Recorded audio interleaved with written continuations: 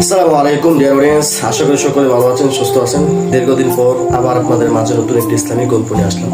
তো গল্পটি হচ্ছে এমন, একজন দোকানদার, তার নাম হচ্ছে রাশিদ। সে কাঁচামালের ব্যবসা করতো এবং সে অনেক গরিব ছিল। গরিব থাকা সত্ত্বেও সে অনেক সৎ ছিল। একদিন তার দোকানে এক মুরব্বী আসলো। আসার পরে তার দোকান থেকে অনেক জিনিস কেনার পরে সেই মুরব্বী ভুলে অনেক টাকা বেশি দিয়ে ফেলল। রাশিদ কি করলো, সেই টাকাগুলো না নিয়ে আবার সেই মুরব্বীকে ফেরত দিল। ফেরত দেওয়ার পরে সে মুরব্বী বলতে লাগলো, কেঁদে কেঁদে বলতে লাগলো, সে মুরব্বী অনেক জোরে কান্না করতে লাগলো। মুরব্বী বলতে লাগলো যে সমাজের মধ্যে আমরা বাস করি, সমাজের মধ্যে সৎ লোক পাওয়া খুব কঠিন। তুমি সৎভাবে জীবনযাপন করতেছো, তোমার এই সৎভাবে জীবনযাপন দেখে আমার মনের মধ্যে অনেক আনন্দ লাগতেছে। যে আনন্দ ছুটে বা যে আনন্দের কারণে আমার চোখ দিয়ে পানি পড়তেছে।